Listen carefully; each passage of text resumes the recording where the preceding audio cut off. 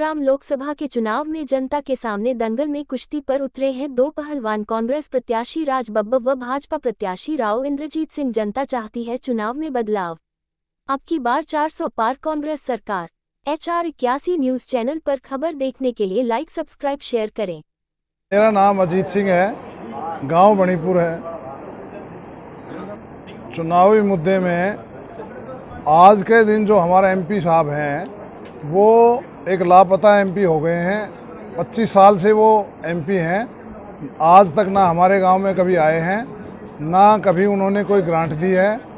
उन्होंने इस एरिया को बहुत पीछे ले गए हैं, इसलिए अब हम बदलाव चाह रहे हैं और हम चाहते हैं कि राज बब्बर जी अच्छी मतों से विजयी हो। जनता बदलाव चाह रही है।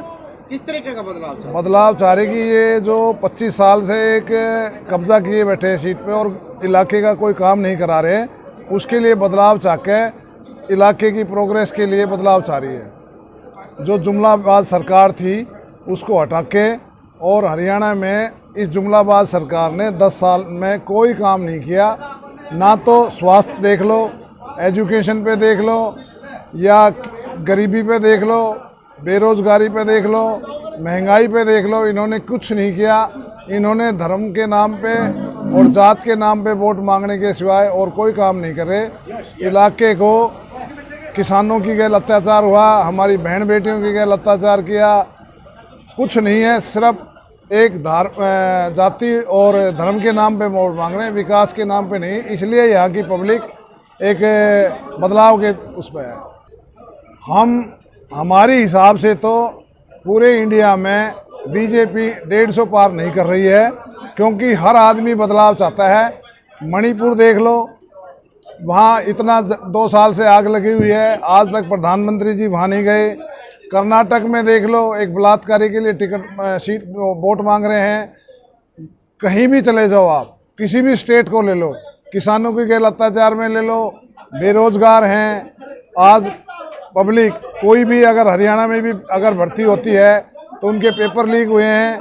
एक ग्रुप MA पास जो लड़का है, एक ग्रेजुएट लड़का है जो इंजीनियर है, उसको भी इन्होंने ग्रुप 4 में लगाने की कोशिश कर रहे हैं। वो उसका भी पेपर ये 4 बार लीक कर चुके हैं। कोई ईमानदारी नहीं है, और ये जुमलाबाज कह रहे हैं कि हम ईमानदारी से राज दे रहे। अरे इन्होंने 10 साल में कितने आदमियों को नौकरी दी, कह रहे हैं बिना खर्ची पर्ची की नौकरी। इन्होंने कहीं नौकरी नहीं दी, खर्ची पर्ची क्या करेगी? ये कुछ नहीं करते, सिर्फ उसके इसलिए बदलाव चाहते हैं लोग।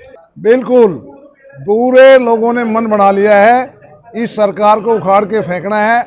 और खासकर हमारे जो MP हैं राव इंद्रजीत जी, इन्होंने इस पर कब्जा कर रखा था और गांव में नहीं जाते थे। 4 दिन इलेक्शन में आने के बाद लोगों से मिलना दूभर होता था, दिल्ली जाकर बैठ जाते थे। यहाँ कभी आते थे तो कुछ चुनिंदा लोगों से मिलते थे, बाकी कुछ नहीं था। अब लोग उन्होंने मन बढ़ाया, इसको बदलाव किया जाए। सबकी पुकार है, अब कर इस बार मोदी सरकार को भगाओ, इस जुमलाबाज सरकार को यहाँ से भगाओ। इन्होंने देश का नाश कर दिया। इन्होंने हिंदुस्तान पे जो ये कह रहे हैं कि 70 साल में जो हमने वो कर दिया, कांग्रेस की 60 साल सरकार रही, उनने 55 लाख करोड़ लोन था। आज इन्होंने 9 साल में 205 पर पहुंचा दिया है। और ये आदमी कुछ चुनिंदा आदमियों के लिए काम कर रहे हैं। जो हिंदुस्तान का प्रॉपर्टी है, ये कह रहे कि 5वीं अर्थव्यवस्था पे चलेगी। कितने % लोगों पे गई अर्थव्यवस्था? गांव में 80 करोड़ आदमियों को ये पैसा अनाज फ्री दे रहे हैं, और ये नारा दे रहे हैं हम विकसित भारत बनाएंगे। अगर जहाँ जिस देश में 80 करोड़ गरीब हैं जिनको अनाज देके गुजारा कर रहे हैं, तो विकसित भारत कैसे बनेगा? इन्होंने बताएं तो सही कि 10 साल में कितना आदमियों को गरीबी से उठाया है। 5 किलो अनाज क्यों देते हैं? लोगों को रोजगार दें। अगर लोगों को रोजगार देंगे तो 5 किलो अनाज तो 100 रुपए का लोग खरीद लेंगे।